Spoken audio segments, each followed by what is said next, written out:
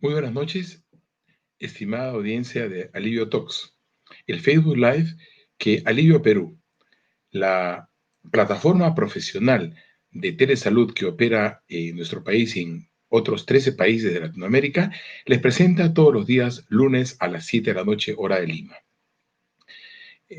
Primero deseo agradecerles a todos ustedes por la gran acogida que ha tenido nuestro nuevo programa y el emitido hace exactamente una semana, en la cual con nuestro invitado, el doctor Osvaldo Castañeda, comentamos acerca de los aspectos claves, perdón, en el manejo de esta enfermedad causada por el COVID-19. Antes de presentar al profesor Castañeda, quería hacer un comentario. En las últimas semanas, no solo en el Perú, sino en todo el mundo, se ha dado una corriente muy importante de profesionales, médicos y no médicos, que aparecen en los medios de comunicación, consideramos con la mejor intención de poder brindar sus opiniones al respecto de esta enfermedad. Inclusive en medios periodísticos aparece con mucha frecuencia revisiones sobre algunos aspectos de esta enfermedad y sobre todo sobre uno de los puntos que ha traído en los últimos meses, especialmente en nuestro país, una gran discrepancia acerca del uso o del valor que puede tener la ivermectina en manejar justamente a los pacientes infectados en esta pandemia, ¿no? Y esto es un tema así importante que necesitamos aclararlo antes de comenzar la presentación del profesor Castañeda, ¿no?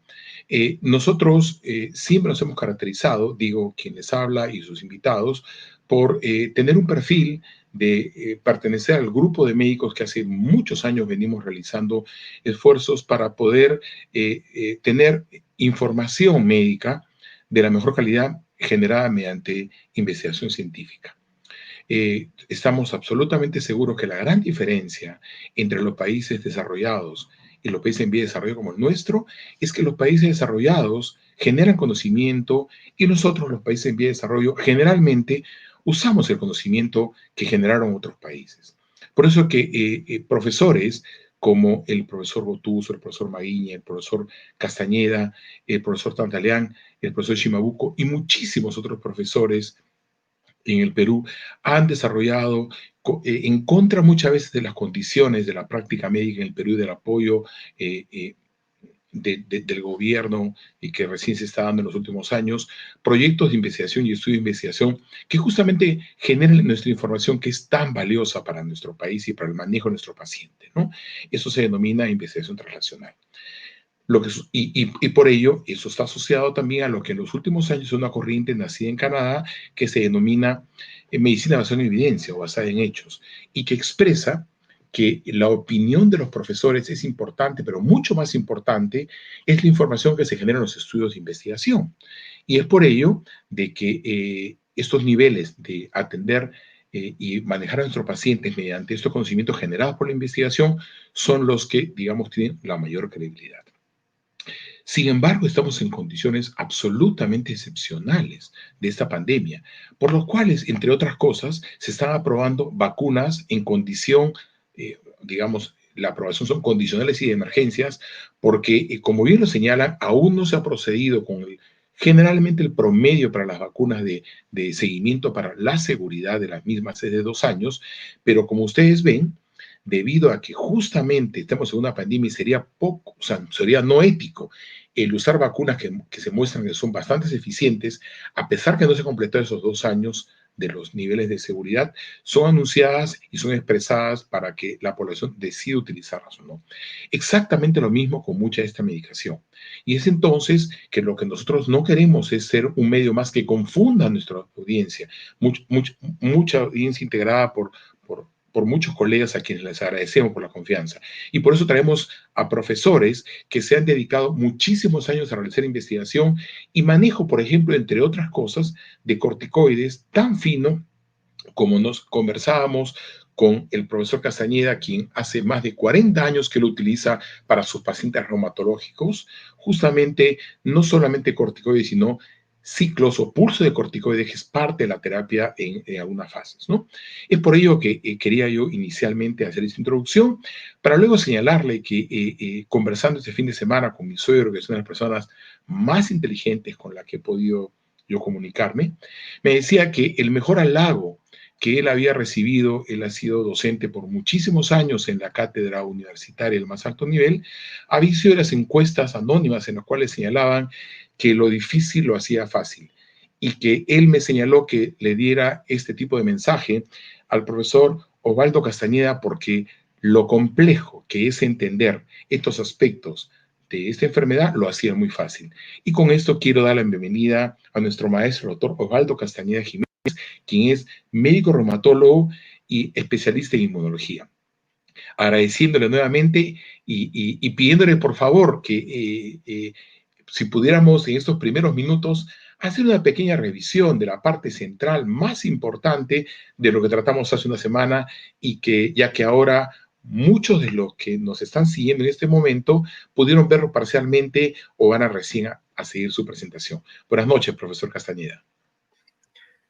Buenas noches, Justo, y muchas gracias por la introducción y por esas palabras. La verdad es que es un honor el comentario que has vertido, hecho por tu suegro, porque si de algo uno tiene que esforzarse cuando enseña, es de tratar de ser entendido, no de resumir o decir, sino de que lo entiendan. Y si en parte he podido conseguir eso, pues es una gran satisfacción y felicidad para mí. Efectivamente, la vez pasada hablamos algunas cosas importantes que vamos a recapitularlas rápidamente en unos minutos.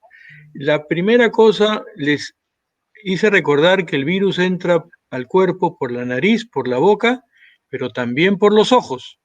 Entonces, no solamente tenemos que cubrirnos todo lo que podemos cuando entramos al área de pacientes que están delicados con el COVID, porque está repleto de virus esas zonas, sino todo el tiempo debemos de cubrirnos también para que no entre el virus ni por la boca, ni por la nariz, ni tampoco por los ojos.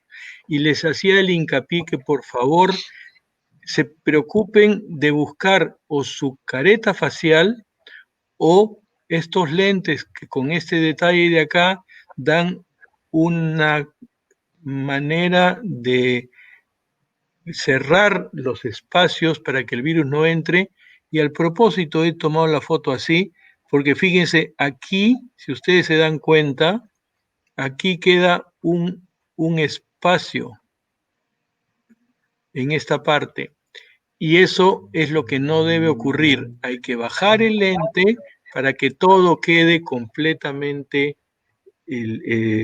digamos, completamente cerrado para que de esa manera no vaya a entrar ningún virus, porque uno puede estar con su mascarilla y de repente puede pasar una persona que tose o que estornuda, o también alguien que no tose ni estornuda, pero que respira muy fuerte y tiene el virus y el virus no va a entrar por los ojos. Entonces, aprendamos a cuidarnos como debe ser, de tal manera que no dejemos espacios para que nos podamos contaminar.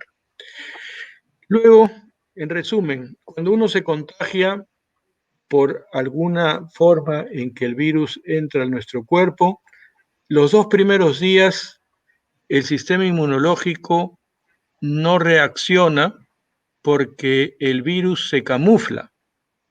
Ya en algún momento puede haber oportunidad de conversar en detalle, pero el virus bloquea los mecanismos que tiene la célula para destruirse y para alertar y usa además los mecanismos que tiene esa misma célula para reproducirse y dispersarse.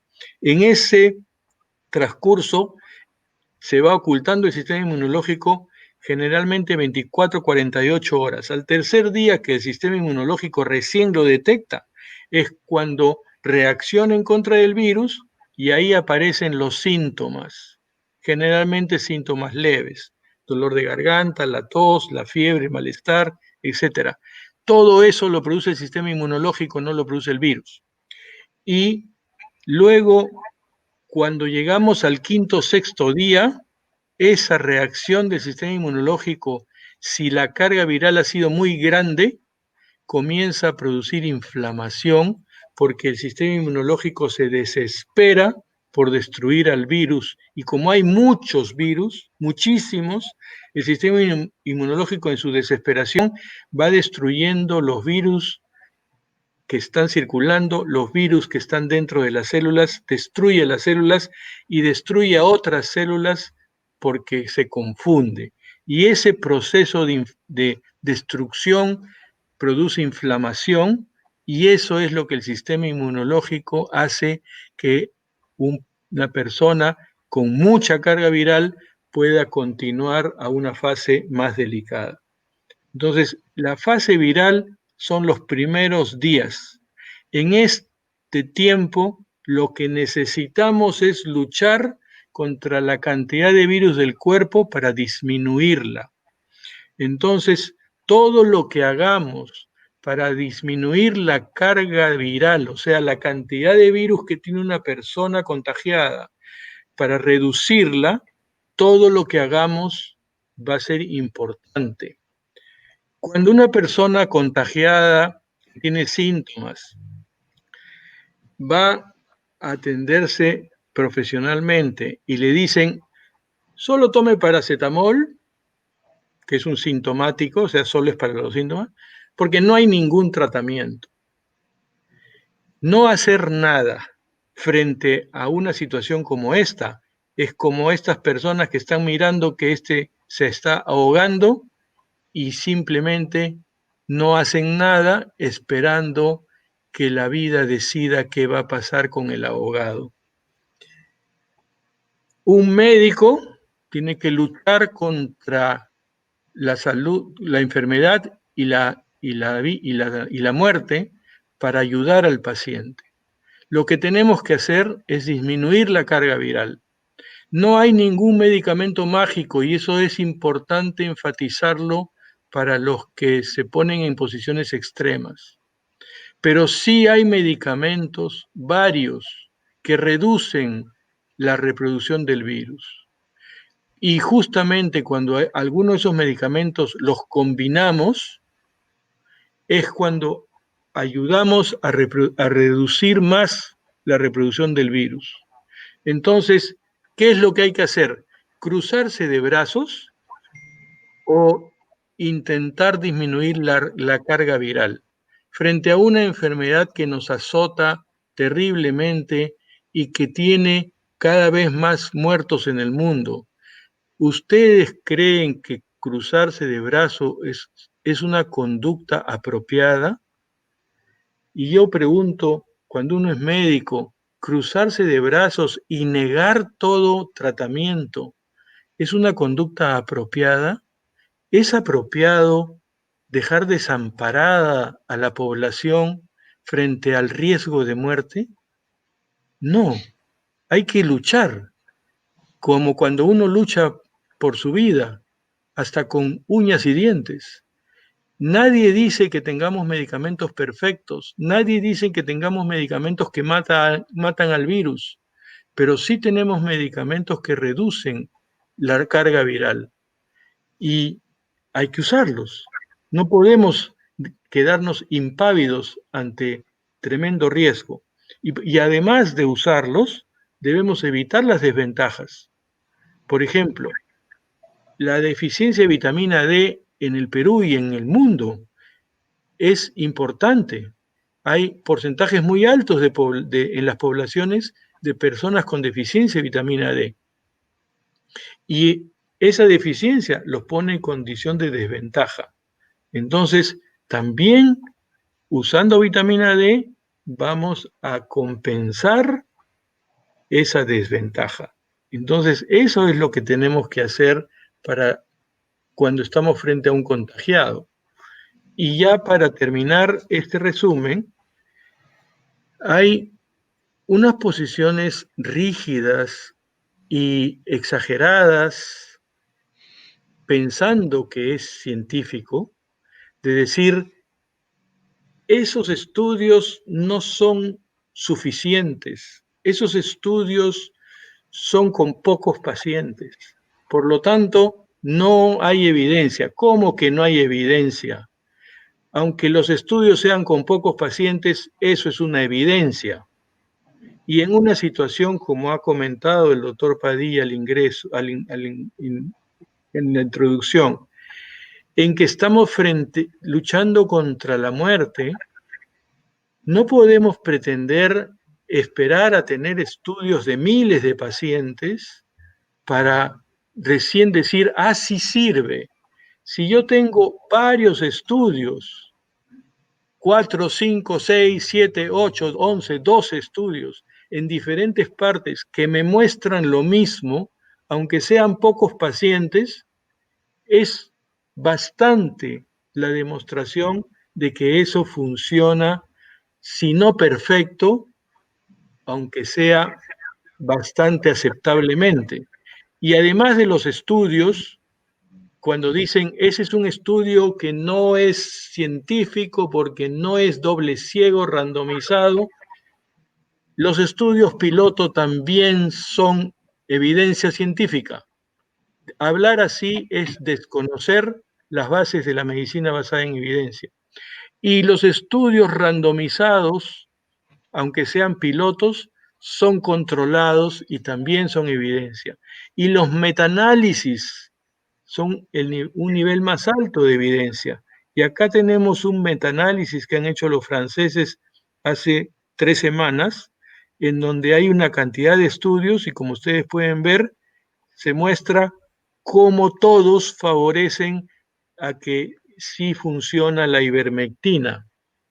Decir que no funciona porque estos estudios son muy simples es cruzarse de brazos y dejar abandonada y desamparada a la población. Pero además, la medicina basada en evidencia requiere que quien quiera usarla sepa buscar toda la información, no solamente 3 o 4 de la que le dijeron o de la que le enviaron. Este es un estudio hecho el año pasado y publicado ahora, hecho por los mismos autores de este estudio anterior y que es un estudio randomizado, controlado en 2 grupos, uno que recibían la medicación y otro que recibía placebo. Este es un estudio como el que reclaman que sea doble ciego, randomizado y controlado, pero nadie lo difunde, algo que a mí me da que pensar. Y en este estudio, la conclusión claramente es, la ivermectina con la doxicilina reduce el tiempo de recuperación, o sea, disminuye el tiempo que se demora uno en recuperarse, lo acorta. Y disminuye también, reduce también el porcentaje de pacientes que progresan a estados de enfermedad más avanzados. Más concluyente no hay manera que sea. Por favor, no pretendamos ahora de que este estudio solo es un estudio y de que son solamente 200 o 400 pacientes y para yo aceptarlo, yo quiero un estudio de 5.000 o de 10.000 pacientes. Estamos luchando contra la muerte. No podemos desamparar a la gente y si tenemos evidencias como las anteriores, más otras con estudios randomizados, ¿qué más desean pretender para prolongar la agonía de la lucha contra este virus? Estos estudios son importantes, pero también es importante saber interpretar un estudio, porque así como no se difunden estudios como el que acabo de presentar, y sí se difunden los estudios criticados porque no son controlados o comparativos, también se difunden barbaridades que yo les digo cuando converso con los médicos, difunden disparates. Este estudio, publicado en el British Medical Journal, una revista de gran prestigio, se hizo evaluando la eficacia de la hidroxicloroquina en pacientes con neumonía COVID que necesitaban oxígeno. ¿Por qué pongo estos signos de admiración y de interrogación? ¿Cómo va a ser posible que a alguien se le ocurra que hidroxicloroquina va a servir para un paciente con neumonía que requiere oxígeno, cuando la hidroxicloroquina no es un desinflamante importante, ni siquiera poderoso? Entonces, ¿cómo se les puede ocurrir hacer un estudio así?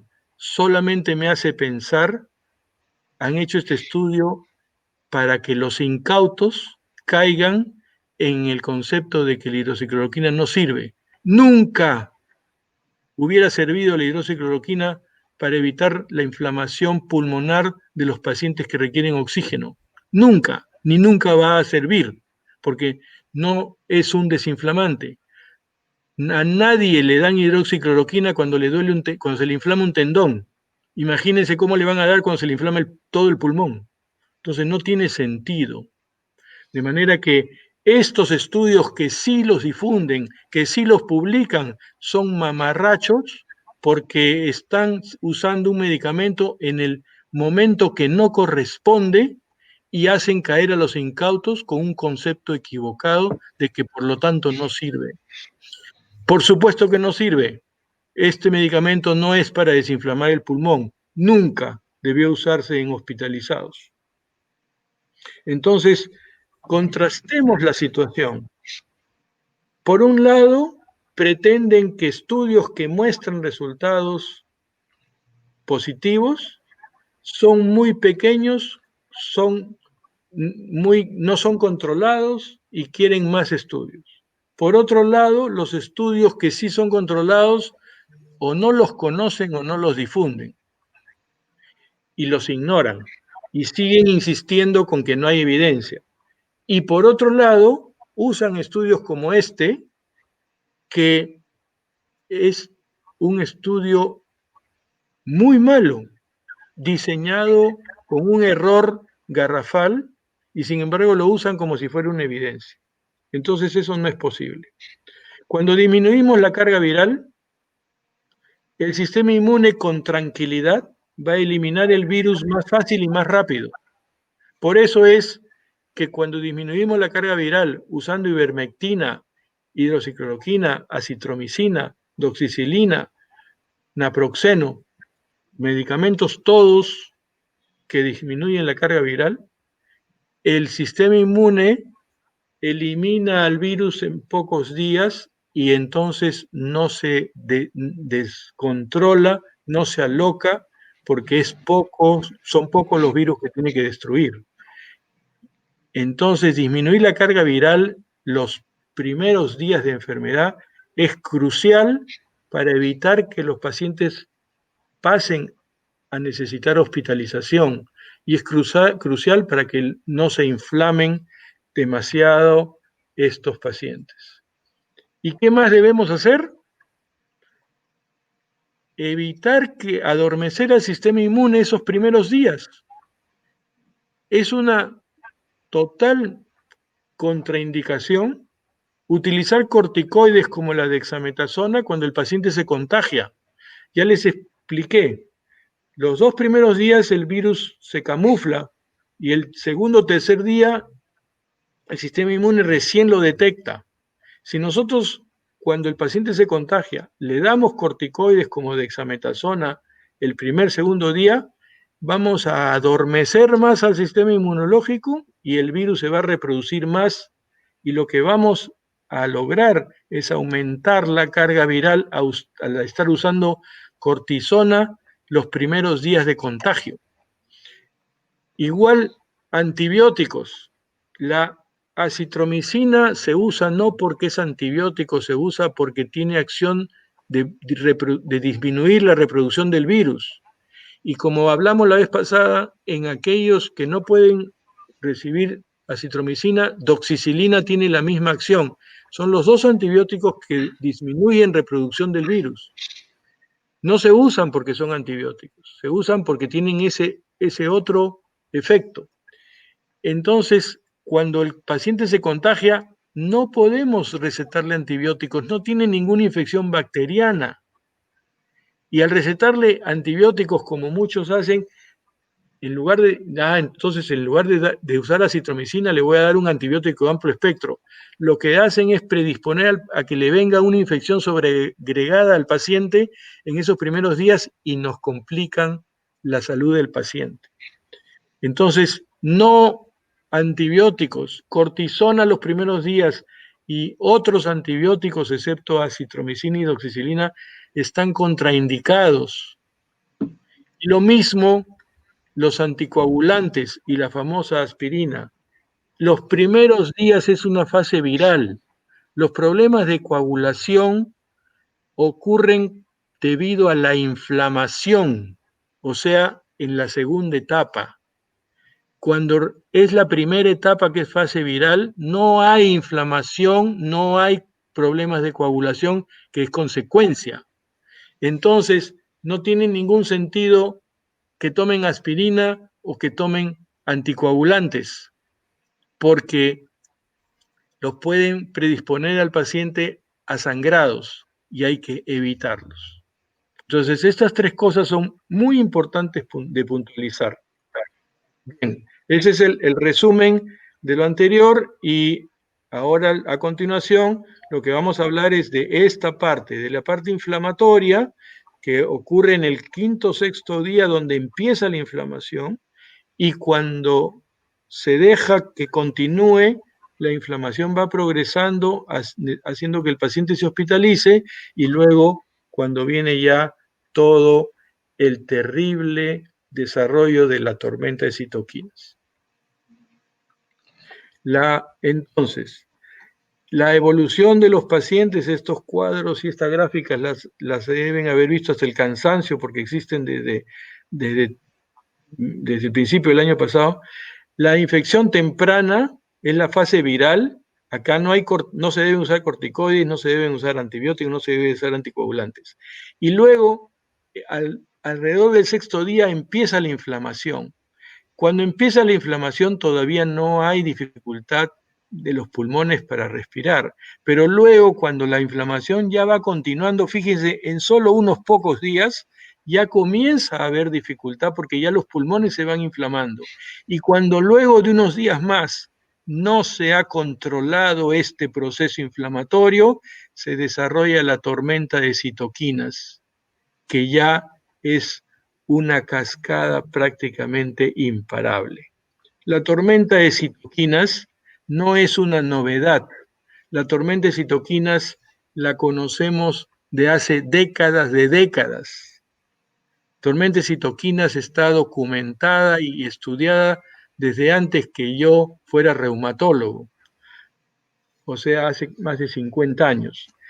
Y la tormenta de citoquinas, si no se detecta que va a suceder, generalmente es fatal. Y los libros como este de tormenta de citoquinas lo enfatizan de manera muy importante. La tormenta de citoquinas va a producir todo el daño que lleva a la muerte y la tormenta de citoquinas ha sido descrita no solamente en este COVID, ha sido descrita en influenza, cobró importancia y su difusión se hizo conocida en la epidemia de influenza en el 2005.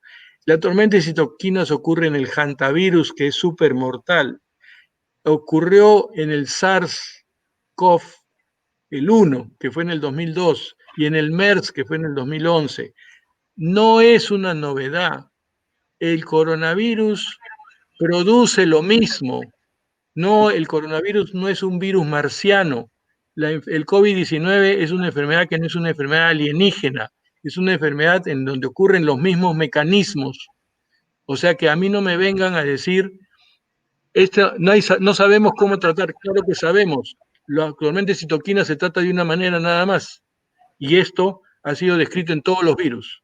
Los virus producen reacciones inmunológicas tremendas, incluso las vasculitis. Entonces, el momento crítico de la oportunidad para tratar la inflamación es aquí, entre el 6º y el 10º día. Este es el momento crítico. Tratar la inflamación y evitar las desventajas va a ayudar a los pacientes que continuaron esta línea a evitar que lleguen a esta situación. Cuando le damos el tratamiento para bajar la carga viral, evitamos que lleguen a esta parte de acá, aquí. Pero cuando evitamos que la inflamación progrese, lo que vamos a evitar es esto. Y esto entonces es súper importante entender de que se necesita 2 entendimientos. Entender que cuando uno se contagia, el tratamiento es de una manera y para disminuir la carga viral y dejar que el sistema inmune sea con más tranquilidad el que va a eliminar el virus. Y la otra cosa, la segunda, es el tratamiento. Cuando el paciente ya pasa una semana de enfermedad y está con la inflamación, ahí hay que bloquear y eliminar la inflamación para que no vaya a progresar. Si nosotros aquí seguimos con los brazos cruzados, pensando que el oxígeno y que la ventilación son los únicos tratamientos, la inflamación va a progresar y entonces después vamos a tener que luchar contra la muerte, pero en desventaja. Bien, justo no sé si quieres hacer algún comentario. Sí, quería justo decir que la diapositiva anterior es una diapositiva muy importante porque a veces nos confundimos, quiero decir, me incluyo todos los médicos, y creo que la clave, tal como usted señala, es el momento crítico de oportunidad terapéutica, que significa dar el tratamiento adecuado en el momento adecuado. Y entonces ha habido una gran confusión y por eso que muchas veces dicen, bueno, en vez de esperar que haya inflamación, de una vez comienza a usar yo en los primeros días tal y tal cosa, y como ven, eso es un aspecto que puede ser negativo. Ha sido muy interesante, tenemos una lista grande de preguntas, si nos permite, profesor Castañeda, comenzar a presentarlas.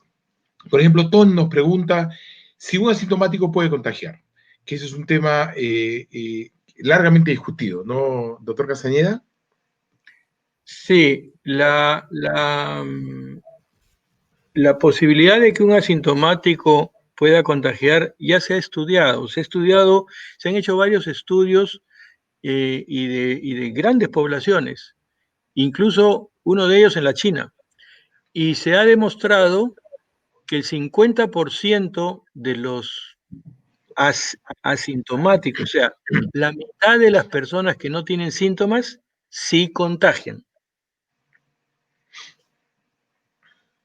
Ese estudio que se hizo en la China y otros estudios que se han replicado han mostrado y reafirmado que efectivamente los pacientes, las personas que no tienen síntomas, si tienen el virus, la mitad de ellas puede contagiar.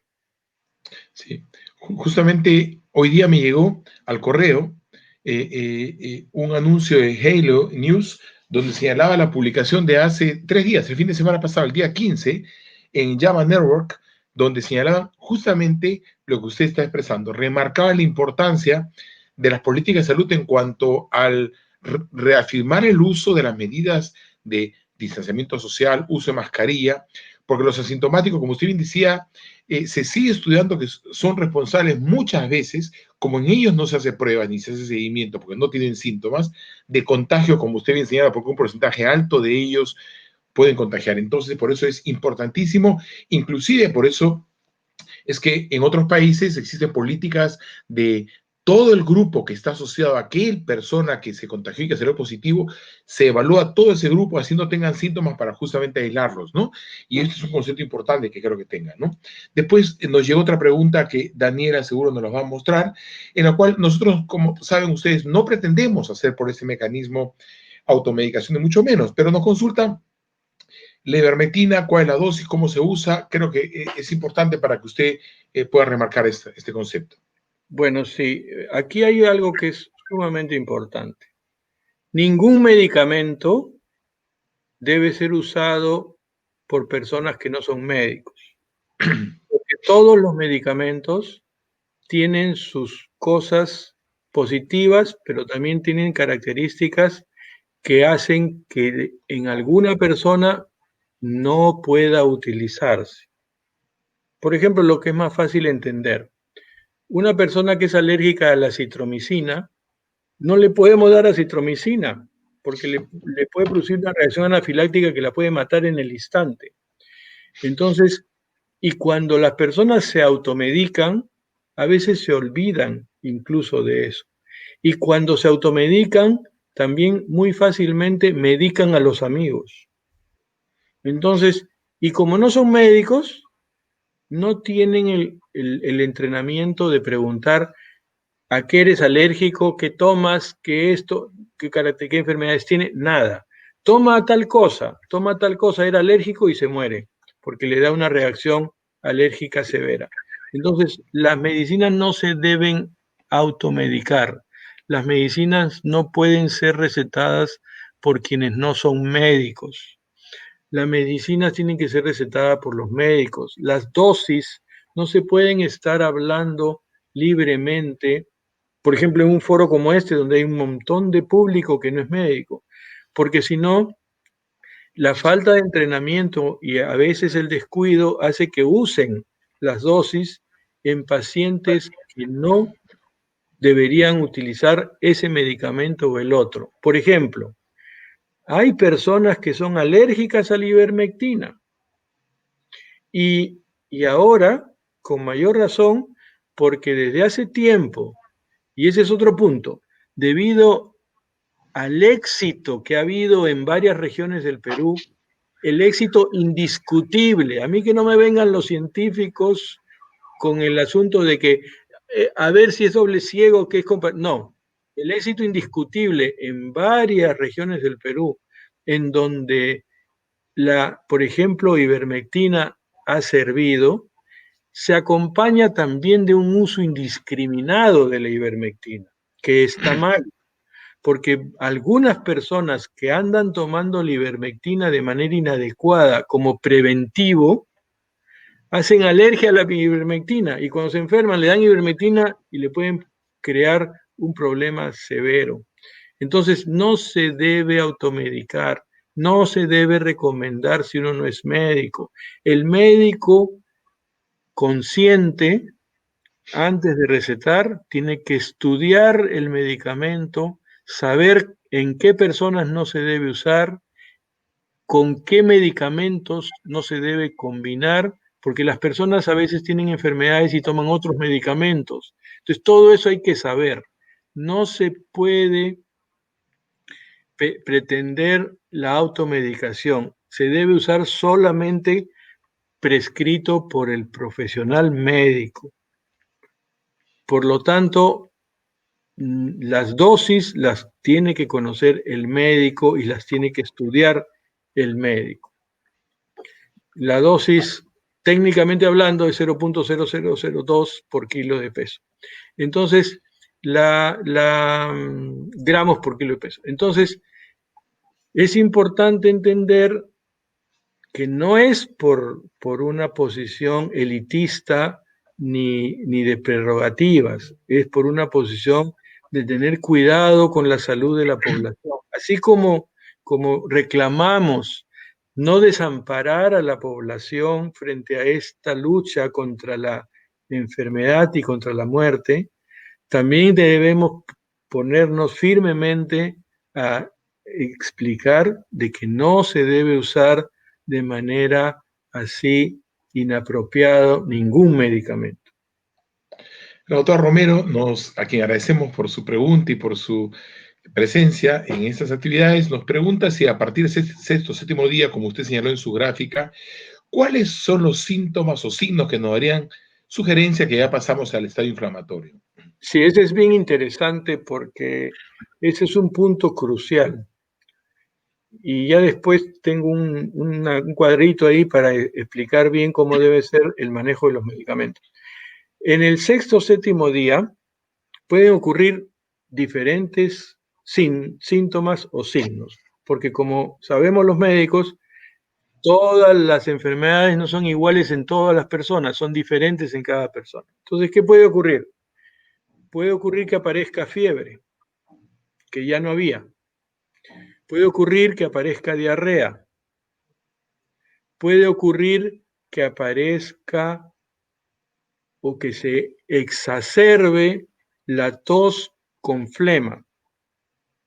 Todo eso, o que las molestias generales que estaban bajitas se exacerben. Entonces, todo eso indica que hay un proceso de inflamación que se ha activado. Y eso es importante. En ese momento, hay que decir, está empezando el proceso inflamatorio, hay que darle tratamiento para eliminarlo.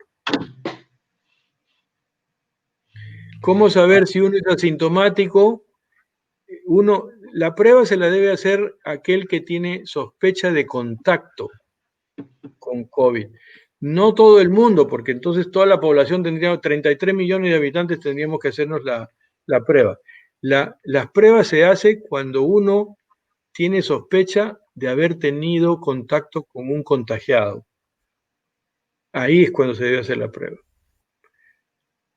¿Cómo se sabe si es alérgico a la citromicina?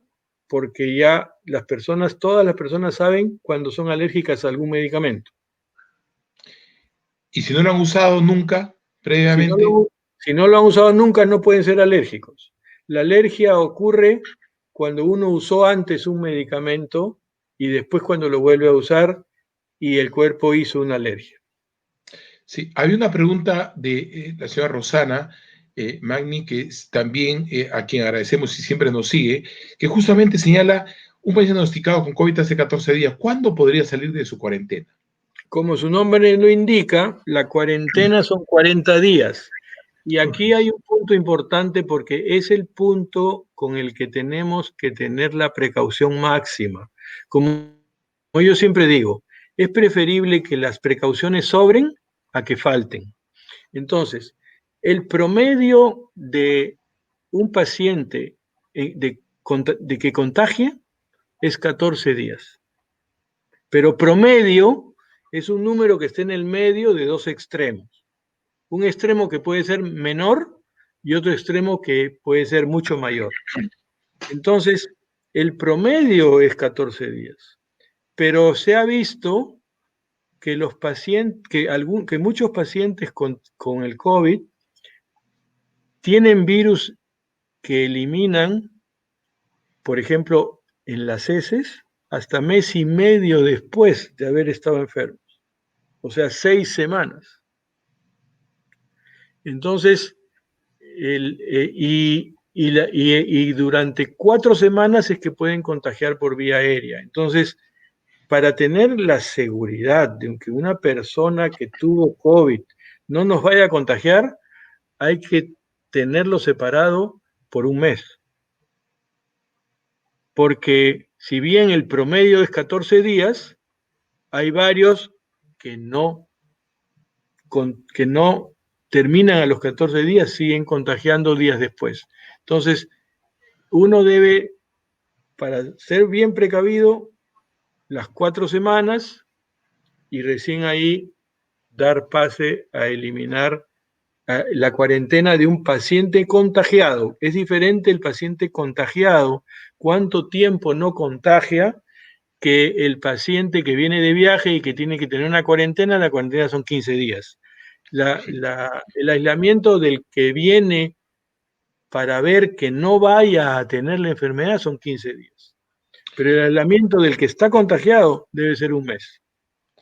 Dolly Caterine nos pregunta, ¿qué tan efectivas son las pruebas rápidas?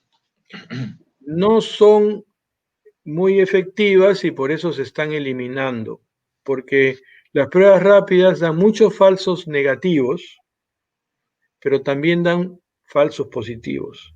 Entonces, no son tan efectivos. Oscar Deza, a quien agradecemos por la pregunta, nos consulta si hay estudios sobre la duración del virus en objetos, superficies, comida, ropa. La duración puede ser más de 24 horas. Saludos y gracias.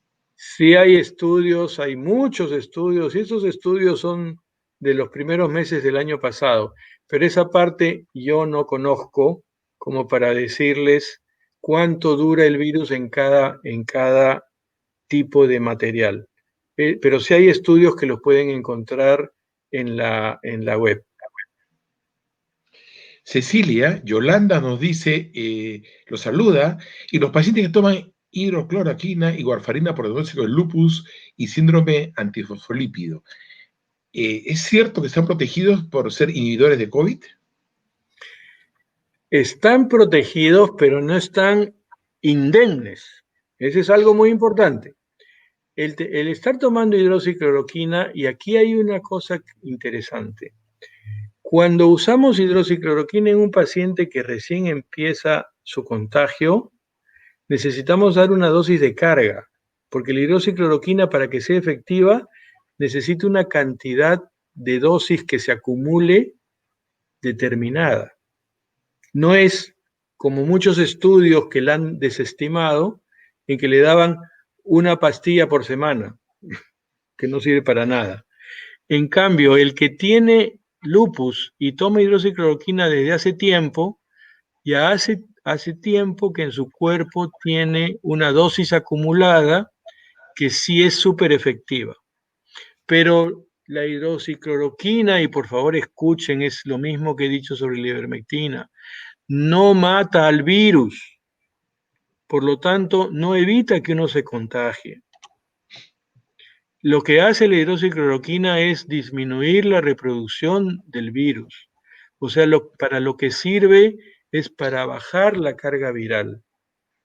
Si la carga viral que uno recibe es inmensa, aunque esté tomando hidroxicloroquina, no solo se va a contagiar, sino va a bajar un poco la carga viral, pero va a seguir siendo grande. Entonces, no confundamos y malinterpretemos las cosas por no conocer los mecanismos de acción.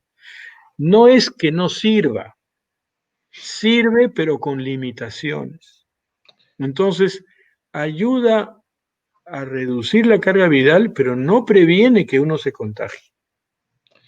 Por lo tanto, el paciente que tiene lupus, que está en tratamiento, tiene que mantener los cuidados también de la misma manera y con mayor razón, porque si se descuida pensando que está protegido, va a ser peor el asunto. Esta pregunta de Gabriel es muy interesante y creo que va a permitir aclarar nuevamente conceptos. Dice, estoy en 9º día de tratamiento, o 9º día de síntomas, entendemos, ¿no? Y tengo 92% de oxígeno, y ya 2 días estoy con ivermectina. Bueno, aquí ha sido muy tarde, porque la ivermectina debió tomarlo hace 9 días. Entonces, en este momento, si está en el 9º día, probablemente el virus ya fue eliminado o lo que le queda es muy poquito hasta dentro de 5 días. Lo que está teniendo es un proceso inflamatorio y por eso su saturación ha bajado a 92. Acuérdense que normal puede ser hasta 95. Entonces, si está en 92, ya está en un proceso inflamatorio y además sabemos perfectamente que está en un proceso inflamatorio porque está en el 9º día. La inflamación empieza en el 5º o 6º día. Entonces ya tiene 3 o 4 días de inflamación y por eso está empezándole a afectar. Y como les enseñé, en un día más ya puede pasar al estado de inflamación con hipoxia, en donde comienza a tener sensación de falta de aire, aparte de la saturación, porque la saturación es una medida, pero la sintomatología es otra también. Entonces, él está tomando ivermectina porque seguramente no le dieron nada y como algo de virus le tiene que quedar, no está mal indicado, pero él tiene que tomar corticoides. Debería estarlos tomando desde hace 2 días y debería estar utilizando dexametasona en tabletas, porque lo que vamos a ver en un momento es que no todo es pulso. Por favor, eso también entiendan. Se habla de pulso porque es algo importante, pero no todo es pulso. Cada cosa tiene su momento y su lugar. Entonces, en este momento, para este paciente, lo que él tiene que estar tomando desde hoy día, ya debería, o sea, ahorita debería empezar a tomar, es dexametasona. Y al médico que lo trata, pedirle que le haga la receta para que pueda darle las indicaciones. Está muy bien el médico que le ha recetado la ivermectina, pero acuérdense de la gráfica que les puse. Está en el 9º día, o sea, ya está con un proceso inflamatorio hace 3 días por lo menos. Si no lo tratamos, se nos va a descontrolar la inflamación y después vamos a tener que luchar más duramente contra la inflamación. Sí, Gabriel justamente nos vuelve a hacer una pregunta, nos repregunta, y esto es importantísimo reiterar lo que el profesor Castañeda ha dicho. El objetivo de esta presentación es poder brindarles a ustedes información del primer nivel, de los aspectos claves, como el nombre de esta presentación señala, más no reemplazar la consulta con su médico, como bien lo ha señalado el profesor. Entonces, Daniela, si nos muestras, por favor, nos está consultando Gabriel, que dice que ya tomó ivermectina, que ha tomado también citromicina, y también una porción y que ya tiene 2 días de dexametasona, ¿no? Y Ya, que son entonces está bien. indicados, que usted bien lo ha señalado, no es esto que nosotros lo vamos a medicar, es que su médico le indicó Sí. dexametasona ya en la mañana y en la noche, una cantidad Está bien su dexametasona. Tomó 5 días de ivermectina, pero perdió 4 días porque tiene 9. O sea, siempre fue un retraso. Entonces, está bien, ya la ivermectina, la citromicina, el naproxeno, ya eso ya no necesita. Lo que necesita es seguir la dexametasona y esperemos que vaya bien y que ya no progrese, porque si ya tiene 2 días, quiere decir que empezó cuando tenía la dexametasona, cuando tenía 7 días y está bien. Entonces le va a ir bajando la inflamación y, y Dios quiera, ya no va a progresar a necesitar hospitalizarse. Blinker también, que nos ha hecho preguntas muy interesantes la semana pasada, nos vuelve con su generosidad a hacer otra comunicación. Se dirige a usted preguntando si los pacientes hipertensos que reciben IECAS, y esto es un tema bien interesante, que hubo una crisis terrible el año pasado, ¿ellos tendrían protección o son más susceptibles a la infección por COVID, por los receptores específicos que tienen, ¿no? Ha sido bien interesante porque, perdón, el año pasado, en los primeros meses, salieron los artículos que decían que aquellos pacientes que tomaban inhibidores ECA estaban más susceptibles de hacer inflamación pulmonar severa. Pero posteriormente salieron los estudios que demostraron que no era así, que no era así. Entonces, la cosa importante es de que este asunto es independiente. No es, no me acuerdo cuál era la pregunta. ¿Ya pueden Si poner? los pacientes que reciben IECAS tienen alguna relación Con con protección. protección o están más susceptibles. No tienen más protección. Y lo que sí ha quedado un poco es de que pueden ser más susceptibles, pero, y por eso la hipertensión es un factor de riesgo, de mal pronóstico, digamos, de COVID, pero no tienen más protección. Pueden ser más susceptibles, pero si se cuidan bien, no. Y hay una cosa que quería agregar que acabo de recordar. Fíjense, cuando discutimos estos asuntos de que este estudio no es válido porque son muy pocos pacientes, o este estudio no es válido porque no es randomizado y controlado, Fíjense, eso no es medicina basada en evidencia. La medicina basada en evidencia es la siguiente. Yo demostré esto con pocos pacientes. Si tú quieres discutirlo, demuéstrame que lo contrario.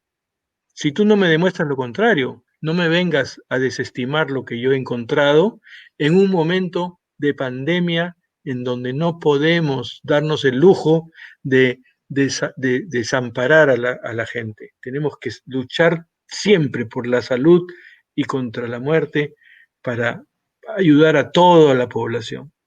Entonces, Sí, y sobre todo, y lo que más lamentamos, y eso sí lo pedimos porque ustedes jamás van a escuchar una opinión en ese espacio, es básicamente señalar que aquellos que están en contra de la opinión de estos profesionales que dan opiniones, desestiman su competencia de científicos. O sea, los únicos científicos son aquellas personas que piensan como él. Eso, pues, evidentemente es una conducta profesional incorrecta, sin ninguna duda, ¿no? Nosotros siempre decimos, hay que mostrar justamente con este tipo de profesionalismo para manejar a nuestros pacientes y no confundirlos, ¿no? Fiorella pero nos es muy sencillo. Si un estudio, no solamente simple, sino un estudio doble ciego randomizado, aunque tenga pocos pacientes, estamos hablando 400, que tampoco es tan poquito, demuestra algo, el que quiere estar en contra, que demuestre lo contrario, pero que no diga, no, ese estudio no sirve porque es muy chiquito. No, esa no es la conducta ética ni moral cuando estamos en una lucha contra un enemigo implacable. No lo es. Si quieren desconocer un resultado, demuestren lo contrario. Es como cuando se acusa a alguien y ese alguien demuestra que es inocente y siguen, no, es culpable. A ver, pues demuestra que es culpable, pero no digas que no es inocente. Entonces hay que demostrar las cosas, no solamente decir, no sirve porque es muy pequeño, muy pocos pacientes, no. Lo que hay que Sí, hacer es decir esas cosas en los estudios mal hechos, como ese que les mostré. Ahí sí hay que decir esas cosas. No usaron el medicamento en el lugar apropiado y sacan una conclusión que hace confundir a los incautos. sí. Yo quería agregar, y para finalizar este tema, al menos en este momento, un comentario porque también tiene que ver con lo que es medicina de evidencia y que es una confusión absoluta. Miren, hay un nivel, hay una serie de escalas. Digamos, el nivel más bajo es la opinión de un experto, de ese profesor que sale y que dice, yo durante 50 años he hecho esto, pero nunca publicó. Luego de ahí están los estudios que llamamos, para quienes no son médicos, me dirijo a ellos, se llaman observacionales, que son estudios en los cuales yo no intervengo en el paciente, sino simplemente miro, anoto y digo, los pacientes que más hacen hepatitis son de tal área del Perú y los pacientes que más hacen ascariasis, por decir otra enfermedad, son de tal otra zona. Observo simplemente. Hasta que, y así van subiendo los niveles de mayor complejidad de los estudios de investigación, hasta que uno llega a los estudios que son los que el doctor justamente se llama, son ensayos clínicos, se llaman estudios de intervención, en la cual, por ejemplo, yo quiero comparar, por hacer un ejemplo grosero, quién baja más rápido la fiebre, si la baja el paracetamol o la baja, por ejemplo, metamizol, que son dos medicamentos que usamos mucho para la fiebre. Y ciego significa de que quien evalúa la temperatura no sabe qué medicamento le dieron a ellos. Y randomizado, o significa al azar, significa que fue al azar. O sea, no es que al más grave yo le di un medicamento y al menos grave le di otro, como lamentablemente muchos estudios también se hacen, ¿no? Entonces, pero, o sea, son niveles. Quiero decirles que la FDA, que en octubre del año pasado hizo un documento donde señalaba de que no había evidencias que señalaran en septiembre del año pasado, que no había evidencias en el sentido de que fuera positivo la ivermectina, el nivel de evidencia es expertos. Nunca hubo un estudio, ni siquiera observacional, que diga lo contrario en ese momento, ¿no? Eso es para que les quede un poco más claro. Y ahora hay observacionales y están en ensayos clínicos, le dicen el tamaño de muestra. Entonces, eso es lo que tenemos que tener muchísimo cuidado porque si no, vamos a los extremos, ¿no? Ahora sí tenemos otra pregunta que es evidentemente lo que ustedes esperan que respondamos. Fiorella nos pregunta si se recomienda uso de vitamina D3 y vitamina C. Sí, justamente les había preparado acá. Está establecido claramente en muchos estudios que la deficiencia de vitamina D es una situación que correlaciona con mayor mortalidad en pacientes con COVID. Y fíjense por qué. La vitamina D tiene dos acciones interesantes. La vitamina D produce de estas sustancias, dos sustancias que se llaman defensinas y catelicidinas, las que bloquean y destruyen a los virus con envoltura, como este. Y la vitamina D además produce citoquinas antiinflamatorias. De ahí la importancia de tener niveles adecuados de vitamina D. Pero para los pacientes que llegan a las fases inflamatorias a hospitalizarse, la recomendación que sean de los estudios es llevar la vitamina D a niveles por encima de 40 en sangre. Los niveles que se manejan en la población son 20 y el óptimo es 30, pero en pacientes hospitalizados se debe llevar a 40. Por lo tanto, si bien al principio uno debe evitar las desventajas tomando vitamina D para tenerla, estar seguro de que la tiene en buen nivel, cuando el paciente está hospitalizado se debe dar más vitamina D para ayudar a que esta deficiencia no sea importante. El otro factor de riesgo es la obesidad. La obesidad es un estado de inflamación permanente. El paciente que no es obeso, los delgados, no tienen un estado de inflamación permanente. Las personas obesas tienen un estado de inflamación permanente porque ellos producen otro tipo de sustancias parecidas a las citoquinas que se llaman adipoquinas. Entonces, por eso la obesidad es un factor agravante en el COVID, porque el paciente ya está inflamado siempre y cuando le viene el COVID se inflama más. Y ese es el problema. La obesidad, entonces, es un estado inflamatorio permanente, pero en los obesos también tienen propensión a trombosis y tienen mayor riesgo de reflujo. Entonces, todo esto es importante tenerlo en cuenta cuando tenemos pacientes obesos hospitalizados. El paciente tiene que estar sentado, no echado, para evitar el reflujo. Hay que ponerle las medias para evitar los trombos, hay que darle los anticoagulantes, etc. Y aquí hay una serie de recomendaciones importantes que no se difunden. Hay un medicamento que se llama metrebleptina, que su nombre comercial es Mialepta, que es un medicamento que altera las adipoquinas, entonces aumenta la leptina y eso nos va a hacer aumentar la inflamación. Entonces, persona obesa que esté tomando este medicamento hay que retirárselo. Y en estos pacientes sí se debe considerar usar hidroxicloroquina porque la hidroxicloroquina disminuye sí esas adipoquinas. El ayuno de 12 horas ayuda a bajar la leptina también. Entonces, cuando un paciente obeso está internado por inflamación, debemos hacerle que tenga un ayuno de 12 horas, darle de comer a las 6 de la tarde y luego su desayuno a las 7, 8 de la mañana. Que hayan pasado 12 horas de todas maneras nos va a ayudar a bajarle la leptina y por lo tanto la inflamación de la grasa. Y acuérdense, para lo que les den en dieta al hospitalizado obeso, que la toronja, la zanahoria, el brócoli, la espinaca y el pescado aumentan la leptina, que es una adipoquina inflamatoria. Entonces hay que evitar estas cosas cuando un paciente obeso está hospitalizado. La otra cosa importante en el paciente inflamado es que se produce un consumo de energía tan grande que el paciente se va reduciendo.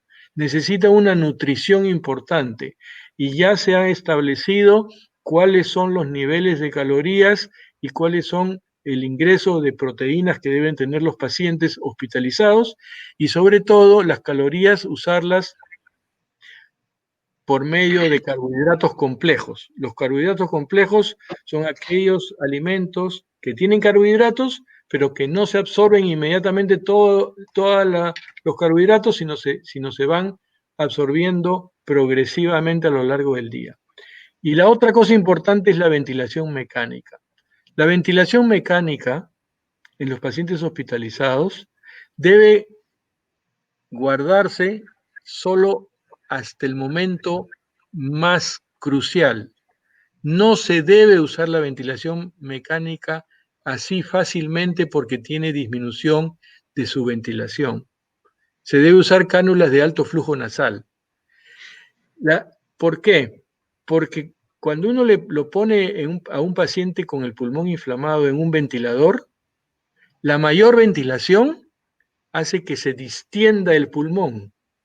Como el pulmón está inflamado, si yo lo distiendo, daño e inflamo más el pulmón. Entonces, la ventilación mecánica produce mayor inflamación en los pacientes hospitalizados en cuidados intensivos. Por lo tanto, se tiene que usar cuando ya no hay cómo hacer que el paciente pueda respirar, pero no en el paciente porque está respirando con dificultad, ahí mismo ponerle ventilación está totalmente contraindicado porque se inflama más el pulmón. Eso, afortunadamente, varios intensivistas lo saben perfectamente.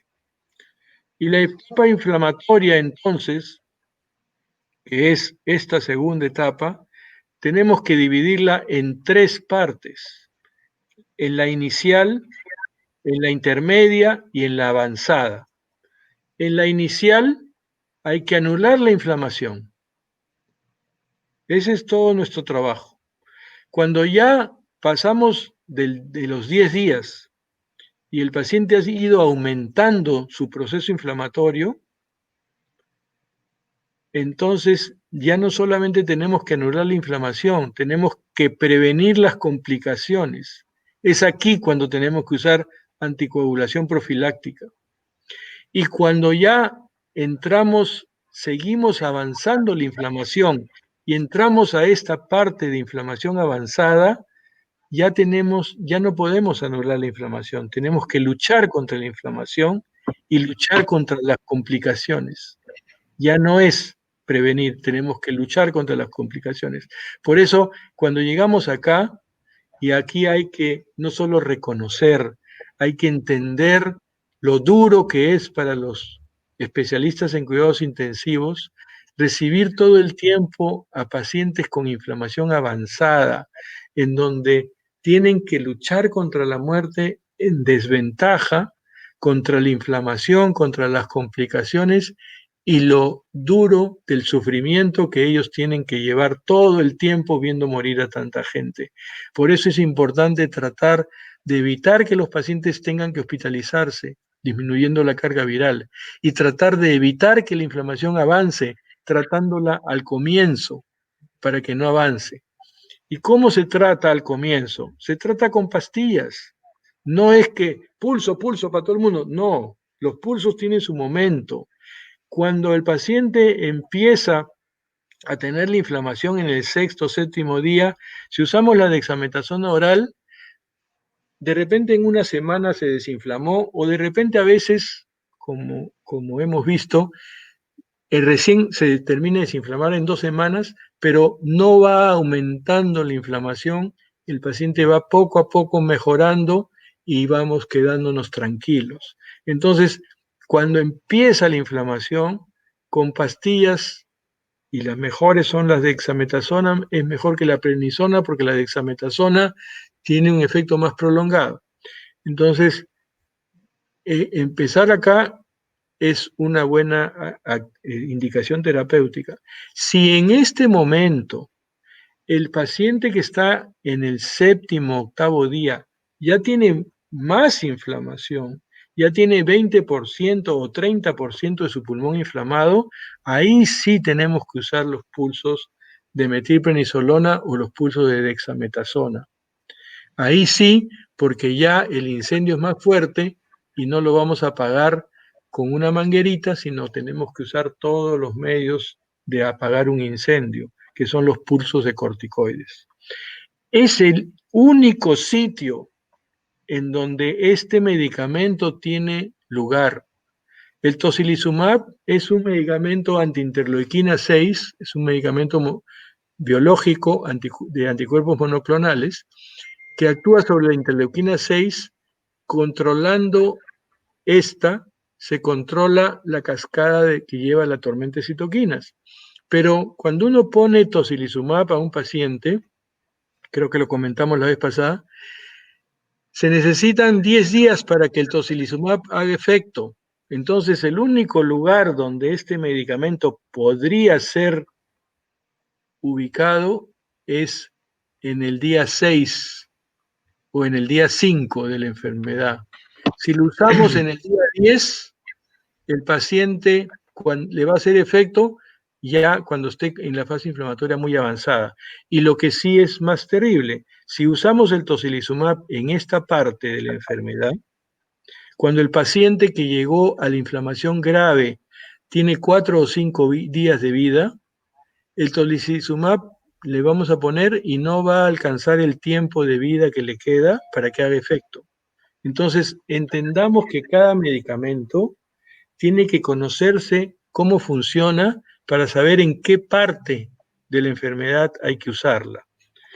Entonces, en esta parte, con el tratamiento con pastillas, o si la inflamación es un poco más con pulsos de corticoides, controlamos la inflamación. Cuando tenemos una inflamación intermedia entre el día 10 y 12, entonces ahí también, de todas maneras, ya no podemos usar pastillas.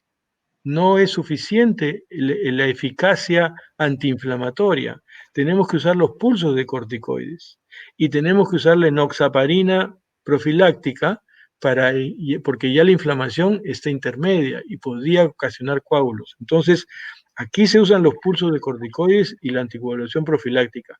Y cuando llegamos a la mala suerte de que el paciente haya estado avanzando, ya sea porque no recibió tratamiento, ya sea porque se quedó en su casa esperando, ya sea por una serie de otras razones, y el paciente llega con un proceso inflamatorio avanzado, aquí está contraindicado usar pulsos de corticoides, contraindicado. Acá si usan los pulsos, el paciente se va a morir.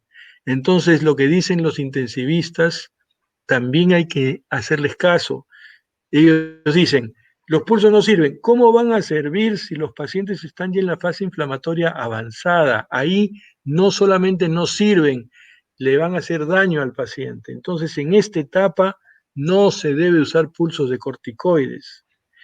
Lo que hay que hacer en esta etapa es como en los pacientes, porque estos pacientes ya tienen no solamente un daño horroroso, sino tienen infecciones sobreagregadas y tienen problemas de coagulación. Entonces, estos pacientes hay que tratarlos como cuando el paciente está en sepsis, con hidrocortisona. Es la única que nos puede ayudar en la parte inflamatoria. O con las tabletas de dexametasona, como fue el estudio de Oxford. Nada más. No pulsos de metilprednisolona o de dexametasona. Pulsos no. Pero lo que nos va a ayudar aquí, indiscutiblemente, y de eso se olvidan, son de los pulsos de inmunoglobulinas. Los pulsos de inmunoglobulinas tienen dos ventajas importantes. Las inmunoglobulinas son anticuerpos, por lo tanto, si el paciente está con infecciones, no le va a hacer daño, le va a hacer bien. Y segundo, el pulso de inmunoglobulinas produce su efecto contundente y fuerte en 24 horas. Los pulsos de corticoides, de metilprednisolona, de dexametasona, producen su efecto en 3 días a 4 días. Los pulsos de inmunoglobulinas en 24 horas.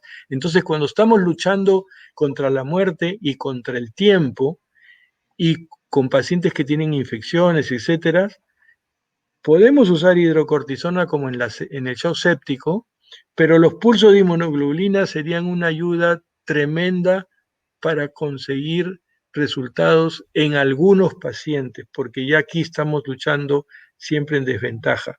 Y por supuesto, esos pacientes ya no tienen que estar en anticoagulación profiláctica, tienen que estar en anticoagulación plena y tienen que estar con antibióticos porque ya están infectados con infecciones sobreagregadas. Y la otra cosa que sirve y que ha habido la pregunta, aquí es importante la megadosis de vitamina C.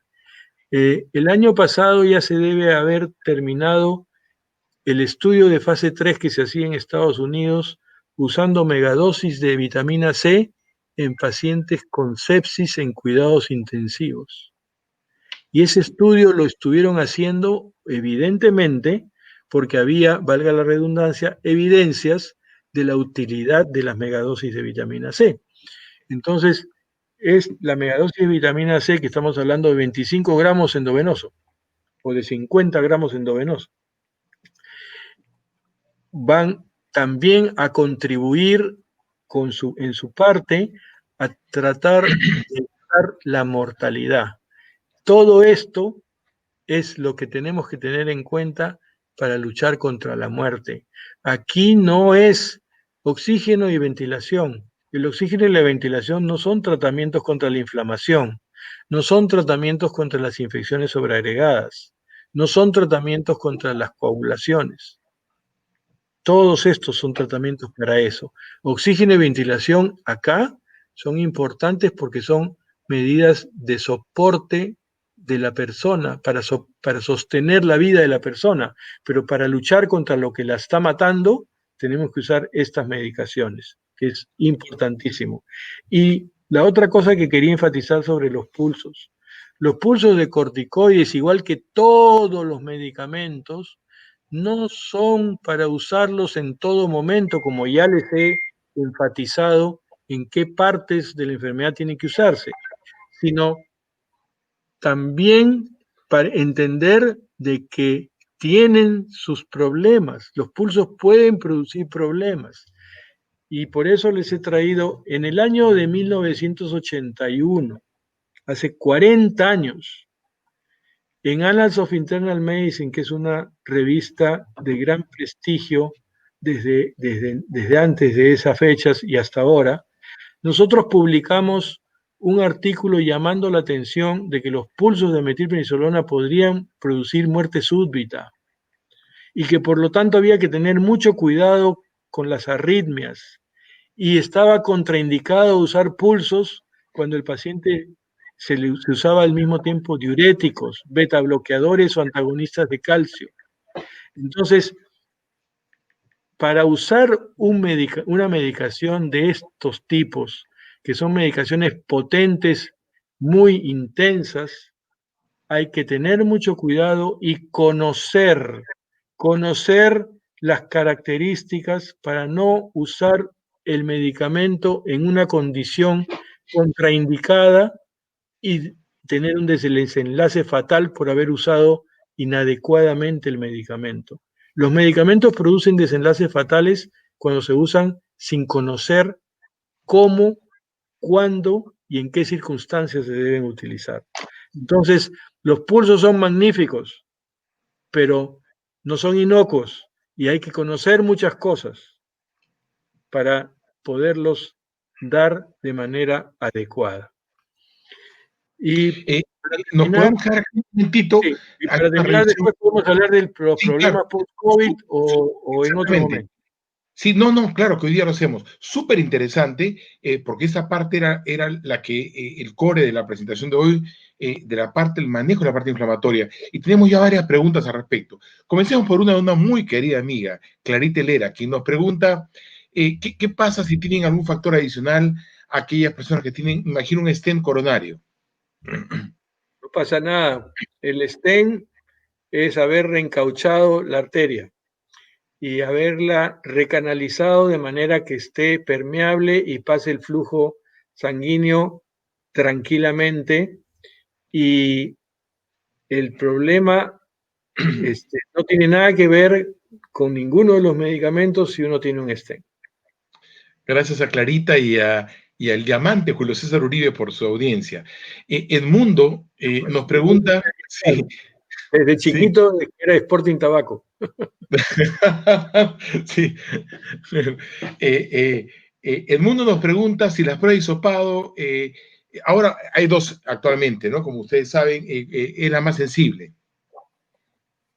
Sí, bueno, la prueba de hisopado, las pruebas moleculares, pruebas de antígenos, todo eso hace una confusión que yo creo que habría que tal vez hacer una presentación en algún momento para aclarar todo eso porque es bastante largo de explicar, ¿no?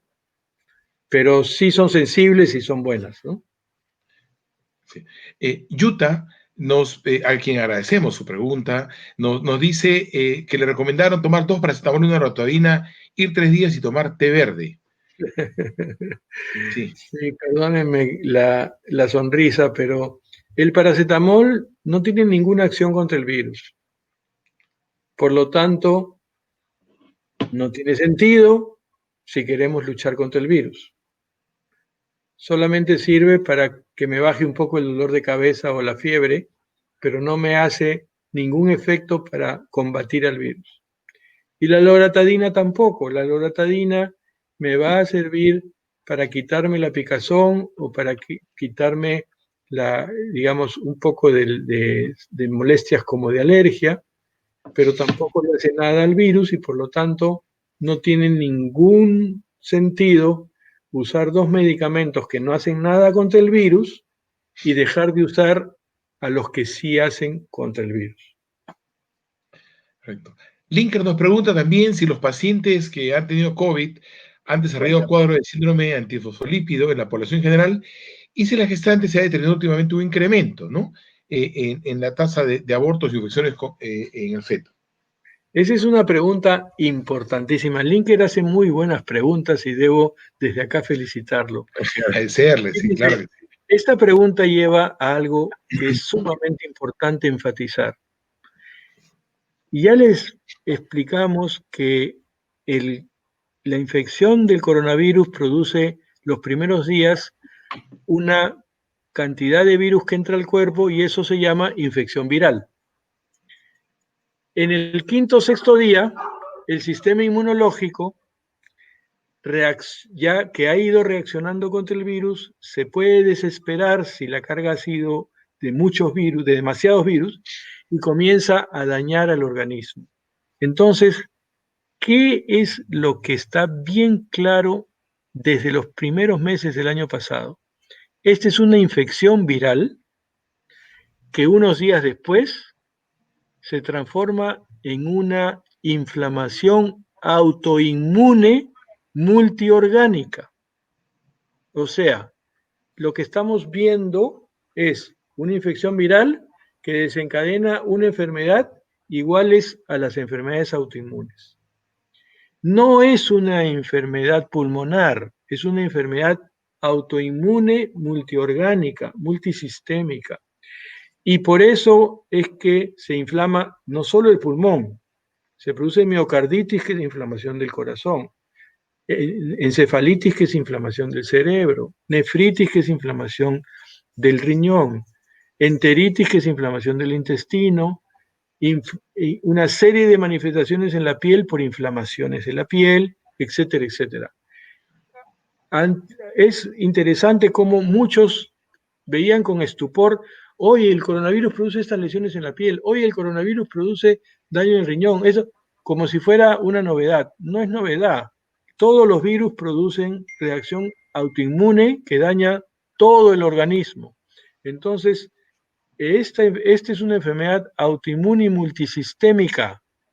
Es una enfermedad como las que se ven en las enfermedades autoinmunes severas. Y evidencia de eso es que un porcentaje importante de pacientes con coronavirus en fase inflamatoria avanzada o intermedia hacen síndrome antifosfolípido. Síndrome antifosfolípido es una enfermedad autoinmune. Los niños han muerto porque han hecho una enfermedad multisistémica inflamatoria aguda que es igualita a una enfermedad que vemos en reumatología también autoinmune que se llama el vasculitis de Kawasaki. ¿Y por qué? Porque el mecanismo es el mismo y produce las mismas alteraciones. y por lo tanto los tratamientos tienen que ser iguales para controlarlos. Entonces, el síndrome multisistémico en los niños, que es como una vasculitis de Kawasaki, el síndrome de tifosfolípido, los cuadros de Guillain-Barré que han sido descritos en el COVID, y así un montón de cosas que han sido descritas de autoinmunidad, no han hecho más que demostrar fehaciente y extensamente de que este COVID es un proceso autoinmune inflamatorio de todos los órganos y sistemas del cuerpo. Entonces, efectivamente hay síndrome tifosfolípido. Si nosotros tratamos a estos pacientes como se debe tratar un síndrome tifosfolípido severo, con pulsos de corticoides, no con pastillitas que son vasitos con agua para apagar un incendio, lo controlamos. Entonces, esas son otras evidencias, pero que ya no he entrado en detalle porque ya es demasiadas cosas clínicas, demasiadas cosas especializadas, pero si nosotros detectamos esas cosas y tratamos como debe ser, podemos controlar la enfermedad.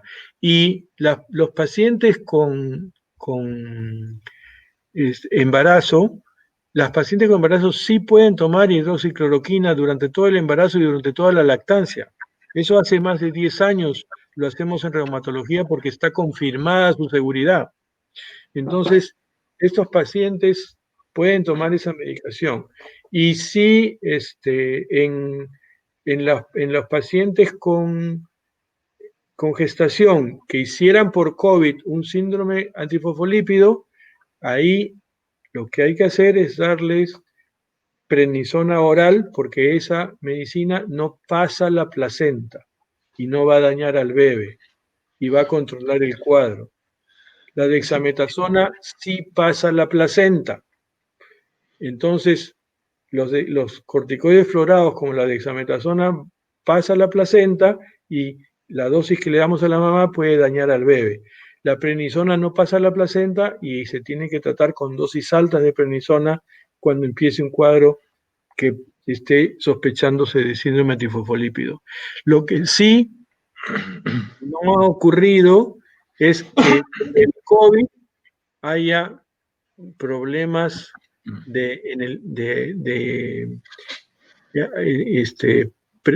parto precoz, partos prematuros, etcétera.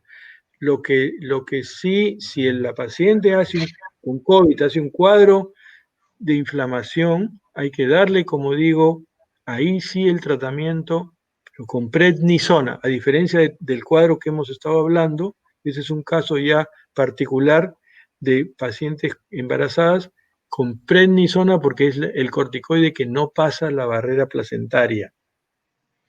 Los demás todos pasan la barrera placentaria. Profesor Castañeda, nuevamente disculpe que se lo pida al aire, pero primero tengo que agradecer muchísimo a todas las personas que están conectadas y cada vez tenemos un número mayor y siguen conectados, a pesar de que ya tenemos 90 minutos casi al aire. Segundo, que tenemos una muy buena cantidad de preguntas. ¿Usted cree que tenemos que hablar de estas pruebas que nos han preguntado, de vacunas? ¿Podríamos continuar conversando y brindando esa información el próximo lunes a todas nuestras seguidores de esta plataforma? Sí, claro, con gusto. Y Seguro que sí. Y tal vez, al mencionar lo de las vacunas, tal vez, si te parece bien, invitar a alguien especialista en vacunas que nos pueda ilustrar con conocimientos mucho más amplios y profundos de lo que yo puedo tener sobre la vacuna. Yo puedo opinar algunas cosas sobre las vacunas, sobre todo sobre las reacciones de las vacunas, pero con respecto a las vacunas, eso yo creo que sería bueno invitar a una persona que además, si no me equivoco, participe en Alivio, que es especialista en vacunas y que te puedo dar la recomendación luego detrás del ecran. Y Claro que sí. con gusto, porque creo que es importante, ese es otro tema que hay que enfatizar mucho en la población. Y lo mismo también el problema post-COVID. Hay dos situaciones post-COVID. Claro El que sí. paciente ambulatorio que no termina inflamado y que no se hospitaliza, y que a veces en una buena parte dicen, ya me curé sin problemas, después de un mes o de dos, comienza a tener un montón de problemas debido a ese COVID que tuvo, del que se curó, entre comillas, pero que le produjo unas pequeñas inflamaciones que no se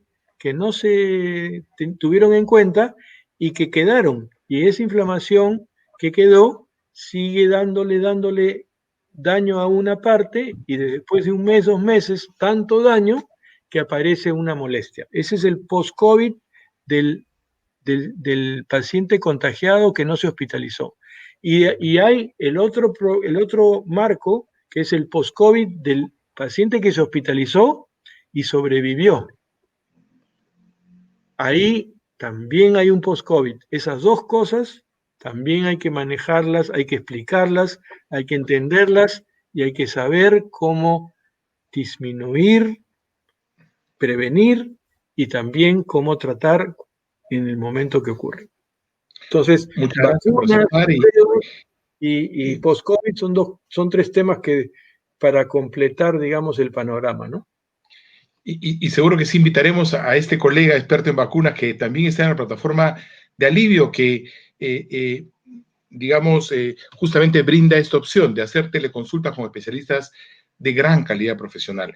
Teníamos una pregunta que Daniela, por favor, si preguntaban acerca de naproxeno y ibuprofeno. Es más, está tan interesado que nuestro líder de Alivio Perú, don Jaime Herrera, justamente me enviaba en WhatsApp y me decía, y la pregunta de ibuprofeno, yo también lo he tomado.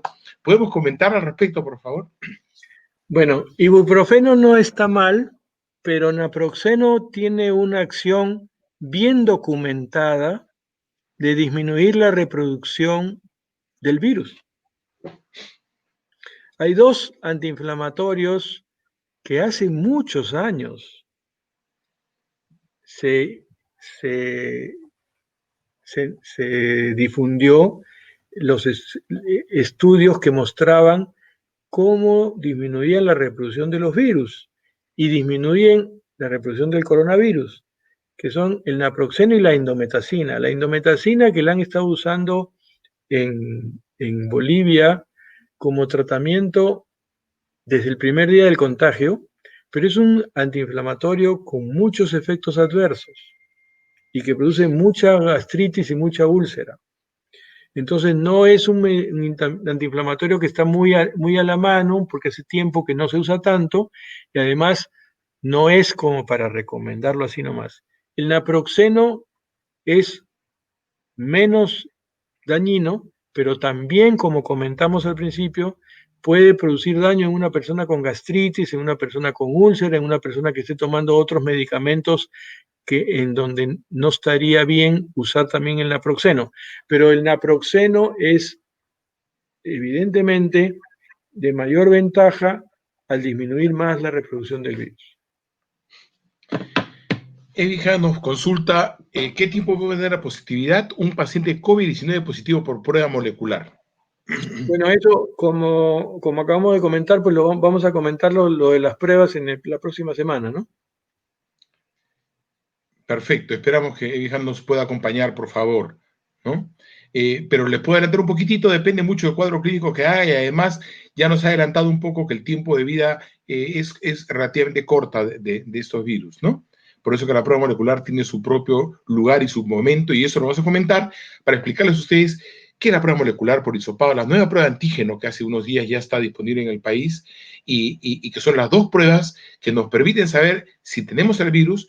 Y la otra prueba, que es la prueba que no nos mide el virus, pero sí mide la respuesta del organismo frente a la presencia del virus, que son las famosas pruebas rápidas que hemos tenido, pero lo conversamos en detalle el próximo lunes. Mayra, a quien agradecemos su consulta, nos dice, si una persona con COVID que sufre de hipertensión, ¿cuánto de presión debería dar al máximo? Bueno, aquí no hay ninguna diferencia con los niveles establecidos para la presión arterial. La presión arterial es normal hasta 130 con 80 en las últimas consideraciones de las sociedades de cardiología internacionales. Pero en el 2019, siempre nos confundimos porque el 2020 se pasó tan rápido que en el 2019 ya la Sociedad Europea de Cardiología estaba proponiendo de que la cifra máxima de presión que debe tener una persona sana debe ser 120,70, o sea, 12,7. Entonces, estamos ahorita en la interfase entre 13,8 y 12,7. Esas son las cifras máximas que se debe tener cuando uno es hipertenso. Tenga COVID o no tenga COVID. O sea, el COVID no tiene nada que ver. Lo que tenemos que hacer es mantener la presión por debajo de, como máximo, 130, o sea, 13, y 80, o sea, 8, como máximo. Y cuando usamos corticoides, tenemos que preocuparnos, entre otras cosas, de que los corticoides suben la presión. Entonces, las personas hipertensas que reciben corticoides, ya sean en pastillas de dexametasona o en pulsos, hay que controlarles la presión para que eso no sea otra complicación más que tengamos que enfrentar, sino hay que prevenir, controlándole bien su presión. Lo mismo que el azúcar. Personas diabéticas que le damos un pulso, no tiene sentido cuando dice, uy, no, pero tienes diabético, no le voy a dar pulso. No, para eso está la insulina, pero hay que saberlo usar. Entonces, se le da un pulso al diabético, pero se le controla la glucosa, cosa que si le sube mucho, usamos la insulina y controlamos todo el proceso. Y no desamparamos al paciente que porque es diabético no le damos nada. Eso es bien importante. Muchas gracias a la doctora Garlay y a la doctora Romero. Y Oscar nos pregunta, ¿por qué uno de los síntomas del COVID-19 es la pérdida del sentido del gusto y del olfato? ¿Dentro de cuánto tiempo vuelven? Es porque ya, como les expliqué en la figurita del comienzo, todo lo que nos produce en el cuerpo el COVID no es por el COVID, es por la reacción del sistema inmune. Al inflamar, fíjense, como ustedes saben, el COVID entra por la nariz. Entonces, se va a producir una invasión que se reproduce en toda la mucosa nasal y se va a ir por todos lados de la nariz. Entonces, la inflamación que el sistema inmune va a producir en la zona de la nariz es tremenda, tremenda, porque la cantidad de virus ahí es por donde entró, es un montón y el sistema inmune va a destruirlo. Entonces destruye todo y entonces perdemos el olfato. Cuando nos curamos y se va la inflamación y se ve el virus, las pocas células que quedaron vivas se van regenerando y después de un tiempo recuperamos el olfato. Entonces hay personas que recuperan el olfato al mes y medio o a los 2 meses. Algunos a los 3 meses. Agradecemos a Lucy, a Yanis, todos sus mensajes. Guillermo nos hace la última pregunta del día de hoy. Y les prometemos que aquellos que se han quedado sin responder, la próxima semana continuamos con sus preguntas. He visto más de un caso de personas contagiadas que sus parientes que cohabitan con ellos no llegan a contagiarse. ¿Existen umbrales de contagio? Exactamente, es una muy buena e interesante pregunta. Yo he visto lo mismo.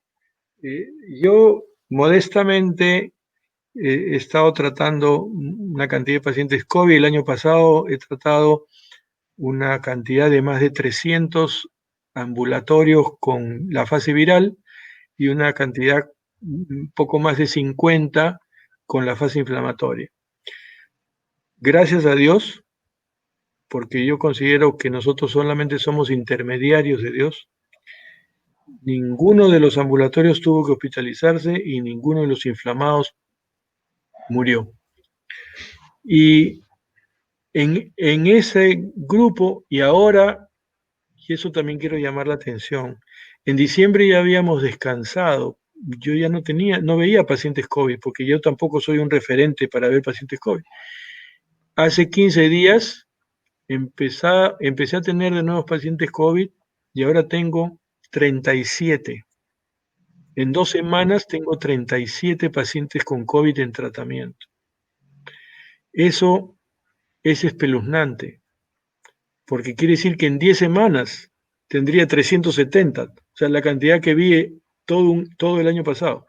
Entonces, entendamos que tenemos que cuidarnos al máximo, porque está habiendo muchos contagios, pero efectivamente, lo que vi el año pasado y ahora veo también es que varias de las personas que conviven con el contagiado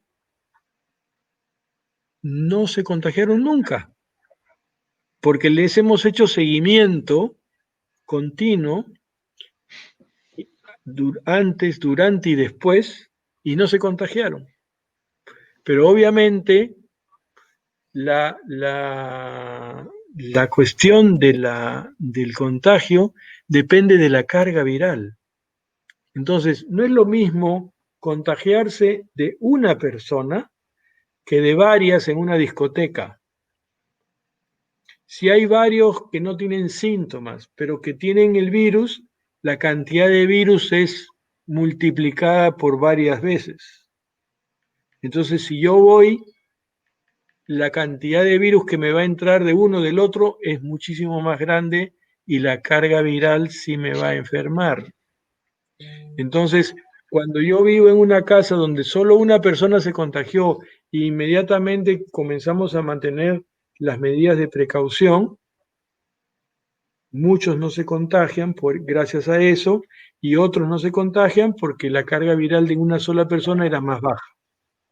Entonces, todas las cosas tienen sus explicaciones, no son una sola explicación, son varias cosas que son las explicaciones de por qué sucede eso, ¿no?